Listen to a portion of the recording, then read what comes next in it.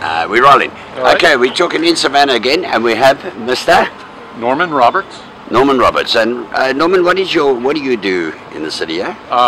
We enforce the parking ordinances that are set up with the city. Thank you.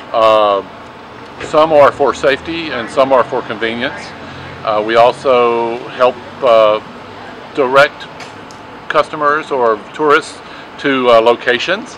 Yeah. And our traffic setup here is very old in its design.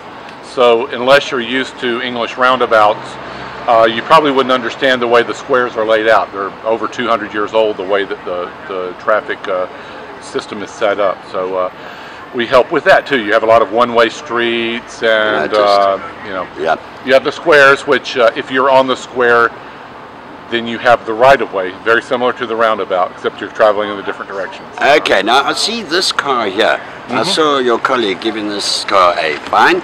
Yes. And I asked her what for. Has the meter expired? Just explain why you're giving a fine. Right.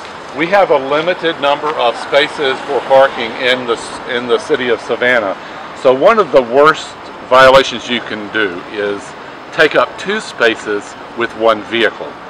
We try to utilize space per vehicle, and so this is really one of the most egregious violations you can have.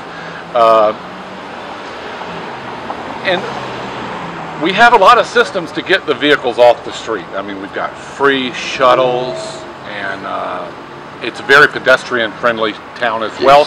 So we really try to encourage people to park away from the main areas and walk it and experience it in the old-fashioned way. Well, I went to the shop this morning to get some sugar, and it's taken me 2 hours because I've been walking and I've just been fascinated by your city and what I see here. Right, that's people picking up papers, the beauty of the buildings, the stuff with the the restoration or the condition of the buildings. Right. But I just want to show here that you've got the 2 parking spaces, yeah. Okay. Just gonna. We actually could get a second vehicle in here. Yeah. Okay, now.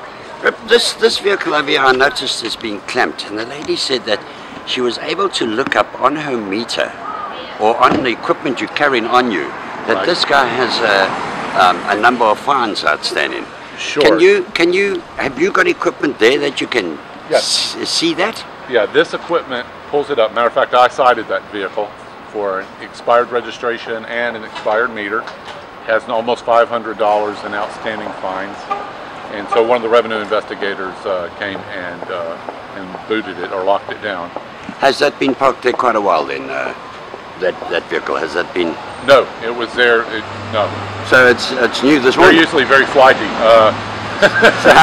So we got it, we caught it. So you got it. So what would he be in for now? I mean, he's got $500 outstanding in fines. He's got to pay that and then a boot fee to get it the boot removed. And how much would that cost? I forget. I think it's about $75. $75. And this guy who's probably used 2 spaces, how much has he got? It's not worth it. It's a $12 fine. But it's still saying, hey, you're doing wrong. Right. It's 1 citation. So you got the equivalent of about 320 pounds outstanding over here, and this one's only costing probably about 8 pounds, 7 pounds. But he's not going to do it again. Well, hopefully not. But some people weigh convenience to cost, and they do what they will. Yeah. Last question. These controls. I think we're lacking controls in South Africa at the moment. We don't seem to enforce the law, and we don't seem to obey the law. Right.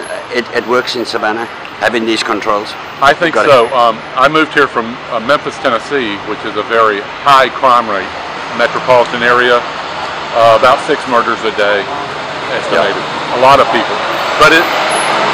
And I lived in Midtown, which was one of the higher crime areas. What we found is that if you enforce the lower, smaller ordinances and regulations, that the more violent crimes and worse crimes. That's a tourist bus that's going past again. Very tourist-friendly city. If you enforce the small crimes, the small ordinances keep the larger criminal elements out of the way. Is that not the Giuliani principle I heard of in New York, where he said if you take the small ones, the big ones won't happen? Is that sort of a principle? Yeah, and I agree. It's the smaller stitches that hold the tapestry together. Yeah. It's not the larger, longer fibers that make that actually secure it. So, and I agree with that. I've seen it in work in action. Okay, and last question. You're a Johnny Clegg fan? I am. Where do you know him from? Have you followed him internationally, or?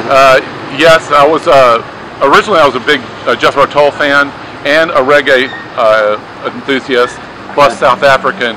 So I got a chance to get Shadow Man on cassette tape and wore the thing out, and I love it. It's very unique. My wife's a modern dancer and a ethnic dancer, and so I just love it. I'm going to get this video to Johnny Clegg when I get back to South Africa. So you give a message to Johnny Clegg. Johnny, I cannot wait for your new album. Keep it the peace, man. Keep going. Ah, you're All beautiful. Right. God bless you, and thank you for a lovely city, and letting us enjoy it, and for seeing the controls. All right.